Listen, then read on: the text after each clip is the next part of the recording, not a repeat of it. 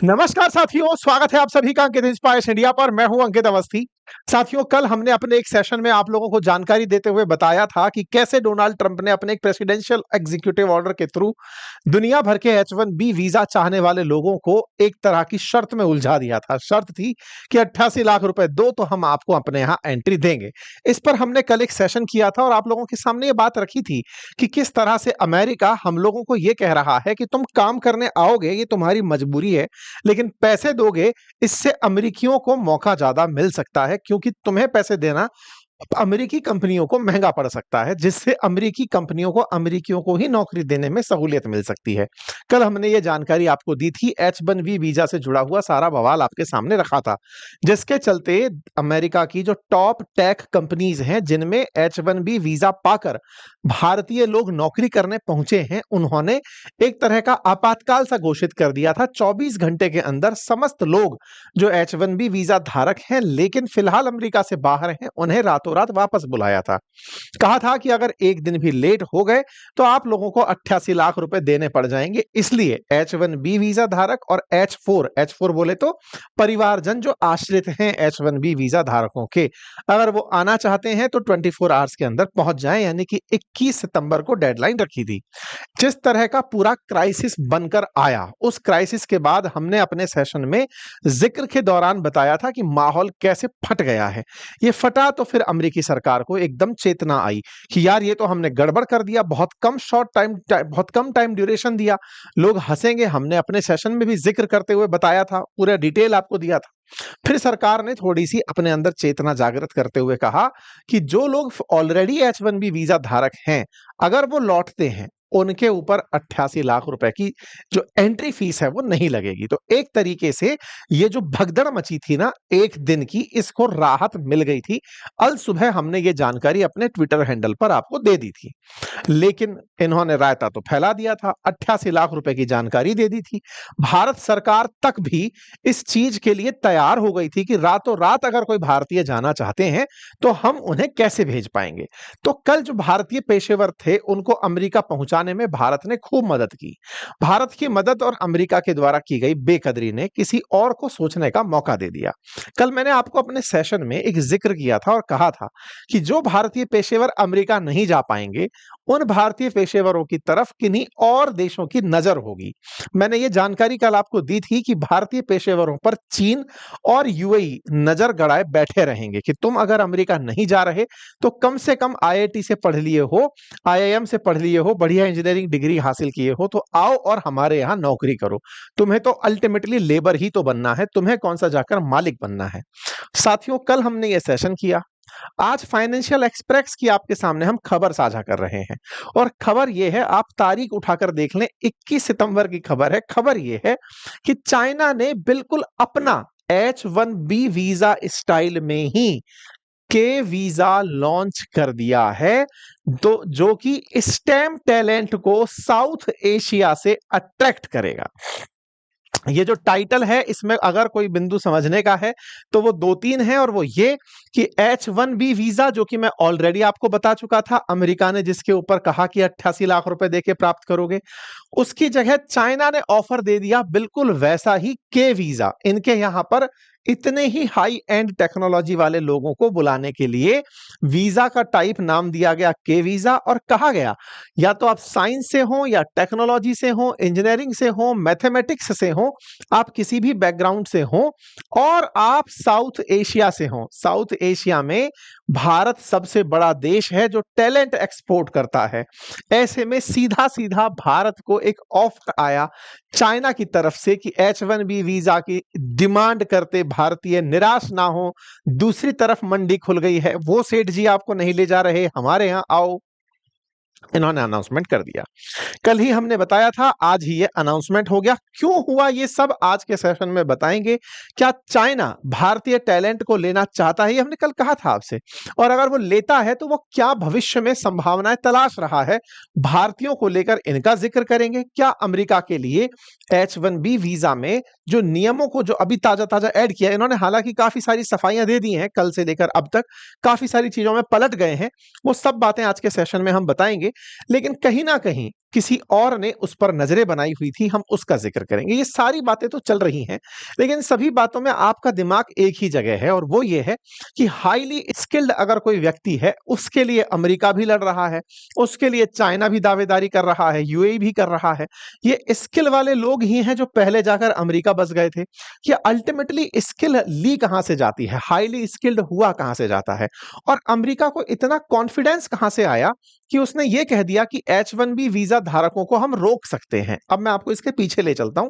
जो इन दिनों मीडिया में बहुत ज्यादा न्यूज निकल कर आई वो ये है कि असल में जब से अमेरिका ने अपने यहां पर आर्टिफिशियल इंटेलिजेंस का यूज करना शुरू किया, आपने खबरें देखी होंगी कि बहुत सारे लेऑफ्स हुए, बहुत सारे लोगों को रोजगार से निकाला गया, बड़ी संख्या में लोगों को नौकरी से निकाला गया, क्योंकि बहुत सारे काम अब मशीन खुद कर रही हैं या आर्टिफिशियल इंटेलिजेंस से हो रहे हैं। ऐसे में एआई ने जो जॉब खाई, उन जॉब के चलते जॉब क्राइसिस या फिर ये कहिए कि जॉब की बहुतायत भी हो गई थी कंपनियों के अंदर। ये भी रोकना ही चाहते थे। ये तरीका इनके द्वारा लाया गया हो या किसी के द्वारा भी, अमेरिका ने एआई बना दिया और उस एआई से अपने आप वहां पर छटनी होना शुरू हो गया। मतलब एक चीज तो है कि अमेरिका में टॉप टेक्नोक्रेट्स की जरूरत थी, लेकिन उससे ज्यादा एआई ने लोगों को रिप्लेस मार दिया, इसलिए एआई का इंपॉर्टेंस स्थापित होता है। ऐसे में अगर आप भी इंटरेस्ट रखते हैं आर्टिफिशियल इंटेलिजेंस की स्किल सीखने में, क्योंकि बहुत सारे ऐसे लिसनर भी आज इस सेशन को सुन रहे हैं जिन्हें कहीं ना कहीं ये थॉट आ चुका होगा कि ये सारी की सारी बातें स्किल्ड लोगों के लिए हो रही हैं, हमारे पास कौन सी स्किल है और हम कहां से सीख सकते हैं। तो मैं आपके सामने एक सजेशन दे रहा हूं एनहांस करने का आपकी स्किल लेवल को वाया स्केलर। मेरे प्यारे साथियों, स्केलर जिसका लिंक मैंने कमेंट बॉक्स और डिस्क्रिप्शन में दिया है, ये आपके लिए एक फ्री मास्टर क्लास रख रहा है। ये आपको आर्टिफिशियल इंटेलिजेंस के बारे में बताने जा रहा है। आप तमाम प्रकार की चीजें जैसे software development, data science, advance AI और मशीन लर्निंग, या फिर डेवऑप और क्लाउड कंप्यूटिंग जैसी तमाम चीजें आप इनके प्लेटफॉर्म से कर सकते हैं। इनके यहां पर एआई की क्लासेस लेने के लिए जो लोग आते हैं, वो तमाम प्रकार के डिफरेंट जो वर्ल्ड क्लास प्लेटफॉर्म्स हैं, वहां से लोग अपने एक्सपीरियंस शेयर करने के लिए इनके प्लेटफॉर्म पर उपलब्ध हैं। इतना ही नहीं, इन्होंने अपने यहां पर जो भी एआई की क्लासेस हैं उनको स्केलर कंपेनियन वाया एआई बनाया हुआ है। यानी कि आपके जो डाउट्स हैं, अगर आपका कोडिंग का डाउट भी है, वो भी आप कैसे सॉल्व कर सकते हैं, उसके लिए इन्होंने ट्रू एआई कंपेनियन दिया हुआ है। स्केलर के ऊपर आप लोग 1200 से अधिक प्लेसमेंट पार्टनर्स पाते हैं, 15,000 से अधिक लोग अब तक इनकी मदद से जॉब पा चुके हैं, और 100 से अधिक मतलब बड़े प्रोजेक्ट्स में इनकी मदद रही है। साथियों, ये तमाम वो कंपनियां हैं जहां पर स्केलर से लोगों ने लेकर ट्रेनिंग कंपनियों में नौकरी की है। अगर आप चाहते हैं तो इनकी फ्री मास्टर क्लास का लिंक कमेंट बॉक्स और डिस्क्रिप्शन में दिया है, आप वहां से जाकर के सीखें कि आप कौन सा काम इनके थ्रू सीख सकते हैं। इनके बहुत सारे इजी ऑप्शंस आपके लिए उपलब्ध हैं, including loan facility, EMI facilities, आप उनको भी एक्सेस कर सकते हैं। चलिए आगे बढ़ते हैं। आज चर्चा है चाइना के ऊपर कि चाइना ने हाल ही में के वीजा के बारे में नए इमिग्रेशन रूल जारी कर दिए हैं, और वो 1 अक्टूबर से एप्लीकेबल हो जाएंगे। अर्थात 1 अक्टूबर के बाद अगर चाइना जाना चाहते हो तो एक और वीजा टाइप लेकर जा सकते हो। आप पूछेंगे चाइना अल्टीमेटली जाएगा ही कोई क्यों? क्योंकि कहीं ना कहीं टेक्नोक्रेट्स को अगर ये फीलिंग है कि इंडिया में उनकी टेक्नोलॉजी को, या स्टेम के जो लोग हैं उन्हें ये लगता है कि इंडिया में उन्हें इतनी ज्यादा इज्जत नहीं मिल रही है, पैसा नहीं मिल रहा है जितना अमेरिका देता है, तो अमेरिका से कम थोड़ा ही सही, लेकिन चाइना अगर पैसा बढ़िया देता है तो वहां जॉब अपॉर्चुनिटीज बढ़िया हो सकती हैं। तो चाइना ने बकायदा अपने यहां पर एक कैटेगरी लॉन्च कर दी है। चाइना में काम करना लोगों के लिए इसलिए इन दिनों बहुत अट्रैक्टिव फील हो रहा है क्योंकि चाइना टेक्नोलॉजी में बहुत तेजी से अमेरिका को टक्कर देते आ रहा है। हाल ही के समय पर अगर आप लोगों ने ऑब्जर्व किया हो तो चाइना ने अपने यहां पर टेक्नोलॉजी की बहुत सी कंपनियों को, जैसे फिलहाल के लिए आपने व्हाइट डांस का टिकटॉक वाला सीन देखा था कि कैसे टिकटॉक के लिए ट्रंप पगला गए थे। हालांकि पागल तो बाइडेन भी हो गए थे टिकटॉक के लिए, क्योंकि ट्रंप जीत के ही टिकटॉक की वजह से आए थे।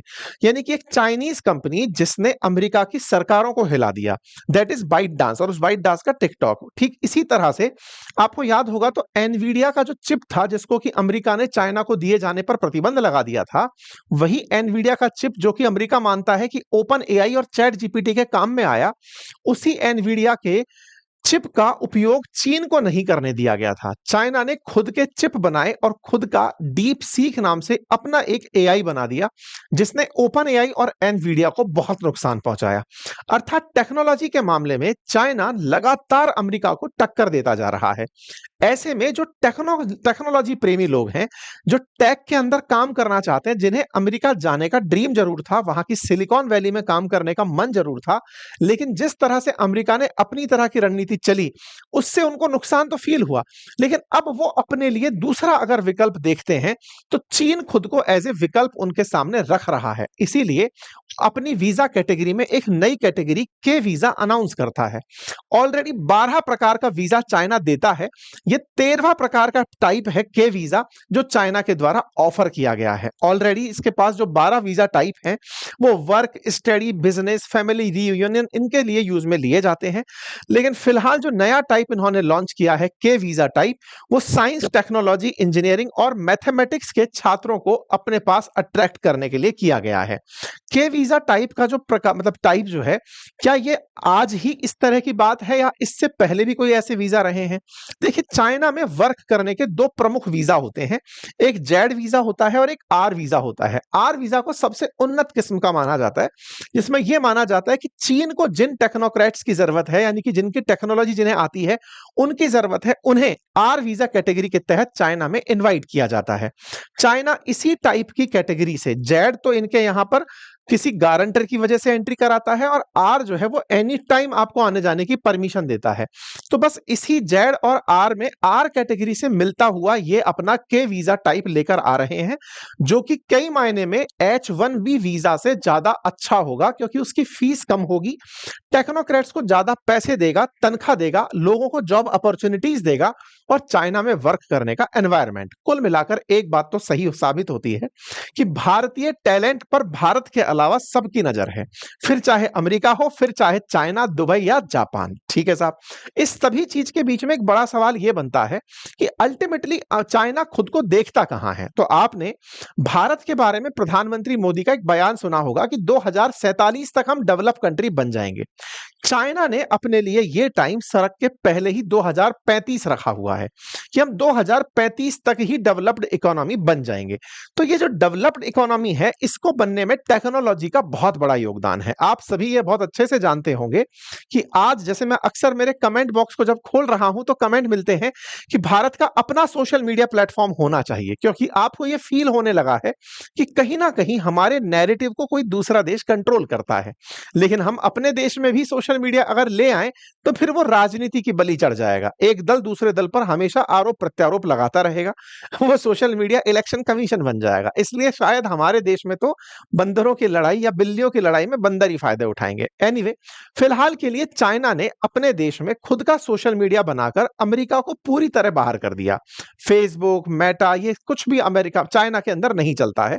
उनके अपने ऐप चलते हैं, अपना सोशल मीडिया प्लेटफॉर्म चलता है। ऐसे में चाइना धीरे धीरे अमेरिका का सारा विकल्प अपने यहां पर प्रस्तुत करता चला जा रहा है। सुपर पावर बनने के लिए आवश्यकता है बेहतरीन टेक्नोलॉजी जानने वाले लोगों की, जिनकी पूरी तरह फैक्ट्री बना हुआ है भारत, क्योंकि भारत तो कहता ही यह है कि हम तो लेबर एक्सपोर्टर हैं जी, हमारे यहां से तो लोगों को एक्सपोर्ट किया जाता है। तो लोगों को एक्सपोर्ट किया जाता है, तो हमारे टेक्नोक्रेट उपलब्ध है, चाइना उन्हें मंगाने के लिए तैयार बैठा है। चाइना ने अपनी तरफ से 2035 का गोल सेट कर रखा है कि मैं डेवलप्ड इकोनॉमी 2035 तक बनूंगा, और इसीलिए चाइना लगातार साइंस और टेक्नोलॉजी के अंदर निवेश कर रहा है और इन लोगों को आकर्षित कर रहा है कि भाई चाइना पहुंचो। चाइना ने प्रॉपर 2035 का एक विजन डॉक्यूमेंट प्रस्तुत किया हुआ है। कहीं ना कहीं उसके दिमाग में यह ख्याल है कि जब भी टॉप 10 टेक कंपनीज देखी जाती हैं, तो उसमें एक भी चाइनीज कंपनी नहीं है। आप में से कुछ लोग हो सकता है ये कहें, भारत की कंपनी भी तो नहीं है, भारत का तो विजन भी 47 में है, हम लोग तो चाइना से पीछे आगे निकलने की सोच ही नहीं रहे हैं। हम तो सोच ही रहे हैं कि चाइना तुम थोड़ा आगे चलो, हम तुमको देखकर आगे बढ़ेंगे। ऐसे में चाइना का कहीं ना कहीं हाल ही में दुनिया के सामने डीप सीक की प्रस्तुति हो या फिर टिकटॉक के द्वारा तहलका, ये सब इनकी भविष्य की महत्वाकांक्षाओं को दर्शाता है कि चाइना अमेरिका को टक्कर देना चाह रहा है। और यही कारण है कि चाइना की एम्बेसी जो यूएस में है उसने भी इस के वीजा का प्रमोशन कर दिया। ये तक कह दिया कि अगर अमेरिकियों को लगता है कि वो आना चाहते हैं चाइना काम करने, आ जाओ, आपकी हमें जरूरत है। चाइना अब दुनिया भर के टैलेंट को अपने यहां आकर्षित कर रहा है। दुनिया भर के बहुत सारे जो रिसर्च और एडवाइजर्स हैं वो अपनी तरफ से इन बातों को लिख रहे हैं कि चलो चाइना, वहां चल करके चाइना के अंदर नौकरी करके बढ़िया पैसे कमाएंगे और चाइना को ग्रेट बनाएंगे। बस आवश्यकता है आप और हम इस बात को कब समझेंगे। खैर, फिर अब सवाल यह आता है कि चाइना क्या लोगों को वैसे ही पसंद आ जाएगा जैसे यूरोप पसंद आया, जैसे अमेरिका पसंद आया? अब मैं ये क्यों बोल रहा हूं? क्योंकि भारत एक लोकतांत्रिक देश है और लोकतांत्रिक देश में जो लोग पले बड़े हैं उन्हें डेमोक्रेटिक वैल्यूज, चाहे वो अमेरिका की हो या यूरोप की हो, वो अट्रैक्ट करती हैं। चाइना में डेमोक्रेसी नहीं है, सिंगल पार्टी सिस्टम है। ऐसे में चाइनीज सरकार जिस चीज को चाहे दिखाती है, जिस चीज को चाहे रोक लेती है। ऐसे में भारतीय लोग जो भारतीय डेमोक्रेटिक सिस्टम से पले बड़े हैं, क्या वो आगे जाकर चाइना में उतना ही कंफर्ट फील करेंगे? ये बात अवश्य ही एक सोचने का विषय है। मैं ऐसा क्यों बोल रहा हूं, तो मैं आपको चाइना में फिलहाल काम करने गए हुए विदेशियों की संख्या दिखाता हूं। एक आंकड़ा बताता है कि चाइना में मात्र 7400 के आसपास भारतीय काम करते हैं। वहीं अगर आप दुबई उठा करके देखें तो वहां पर 35 लाख भारतीय काम करते हैं। अमेरिका उठाकर देखें तो 20 लाख भारतीय काम करते हैं। इतना बड़ा नंबर, जो गैप है, ये एक बड़ा कारण भारत और चीन के अच्छे संबंध ना होना भी हो सकता है। लेकिन ऐसे संबंध तो अमेरिका से भी हमारे कौन से बढ़िया हैं, फिर भी हम भर भर के जा तो रहे ही है ना। इसका मतलब यह हुआ कि भारत चीन के साथ में वो कंफर्ट फील नहीं करता, भारतीय लोग उतना खुलापन महसूस नहीं करते। इसी वजह से चाइना के द्वारा पहले भी भारतीय लोगों को वीजा में छूट दी गई है, लेकिन भारतीय लोगों की जो नेचुरल इंक्लिनेशन रही है वो यूरोप और अमेरिका रही है। देखिए, हम तो अल्टीमेटली यही चाहेंगे कि सब रुके भारत में, रुके भारत को बड़ा बनाएं, भारत के अंदर ही ये सारे टेक्नोक्रेट्स रुके, भारत सरकार उन्हें रोक पाए, भारत सरकार उनके लायक कुछ सुविधाएं उपलब्ध करा पाए, उनके लिए इस तरह का इकोसिस्टम बना पाए, सो दैट वो भारत के अंदर ही ग्रेटनेस इन्वॉल्व करें। खैर, फिलहाल के लिए चाइना पूरी तरह से भारत को मनाने में लगा है। इस बार जब वांग वी आए थे तब भी ये कहकर गए थे कि हम वीजा देना चाहते हैं उन लोगों को जो कि चाइना के अंदर आकर काम करना चाहते हैं। कुल जमा अर्थ यह है कि भारतीय टैलेंट पर भारत के अलावा चीन की नजर है। अब ये जापान की देख लीजिए, ये जापान वाले नजर बनाए बैठे हुए हैं। ऐसे ही ये ताइवान वाले उठाकर देख लीजिए, ताइवान वाले भी बढ़िया नजर बनाकर बैठे हुए हैं कि हमें इंडिया का स्किल्ड आदमी चाहिए। तो भाई साहब, स्किल सीखनी है तो जितना हो सके स्किल पर फोकस करिए, क्योंकि अल्टीमेटली स्किल ही आपको आने वाले समय में टिकाकर चलने वाली है। अमेरिका ने H1B वीजा धारकों के लिए हाल ही में एक सफाई दे दी है। सफाई में कहा है कि हमने जो फीस बताई थी 88 लाख, वो सालाना फीस नहीं है, उसको हम वन टाइम फीस के रूप में बताने जा रहे हैं। जबकि लुटनिक ट्रंप के बगल में चीख चीख कर कह रहे थे कि ये सालाना फीस है, सालाना फीस है। लेकिन जिस तरह का उन्हें उनकी कंपनियों के द्वारा बैकफायर मिला कि सर अगर सालाना फीस हो गई तो हम हैंडल नहीं कर पाएंगे, फाइनली इन्होंने इसे वन टाइम फीस करार दिया, यानी 3 साल या 6 साल उसके लिए एक बार की फीस करार दिया। दूसरा, इन्होंने कहा कि जो ऑलरेडी बाहर गए हुए हैं छुट्टियों में, अगर वो वापस आना चाहते हैं उन पर यह फीस लागू नहीं होगी, ताकि पूरी दुनिया में इस बात का ह्यू एंड क्राई ना मचे। इसी प्रकार से इन्होंने अपनी तरफ से स्पष्टीकरण देते हुए कहा कि भविष्य में जो लोग वीजा लेंगे उन पर यह $1 लाख की फीस, यानी कि 88 लाख रुपए की फीस लागू होगी, अन्य पर लागू नहीं होगी। कुल मिलाकर अमेरिका ने अपने साथ में ये जो दाव खेला, इसका उनने अपने देश में भी प्रतिक्रिया स्वरूप चीजों को तो देख लिया। देखते हैं कल के समय पर बाजार इस बात पर कैसे रेस्पॉन्ड करता है। लेकिन हाँ, जैसा भी है, कुल मिलाकर के बात टैलेंट की और स्किल्ड लेबर की ही हो रही है। ऐसे में अगर आप भी चाहते हैं स्किल से अपग्रेड होना, तो अपने स्किल के लेवल को अपडेट करने के लिए मैं आपके सामने स्केलर के बारे में जानकारी दे रहा हूं, जिसका लिंक कमेंट बॉक्स और डिस्क्रिप्शन में है। आज ही अपने आप को फ्री मास्टर क्लास जो कि आर्टिफिशियल इंटेलिजेंस की है उसमें जाकर के एनरोल कर लीजिए। लिंक कमेंट बॉक्स और डिस्क्रिप्शन में है। बेहतरीन जानकारी प्राप्त कीजिए। बहुत बहुत धन्यवाद।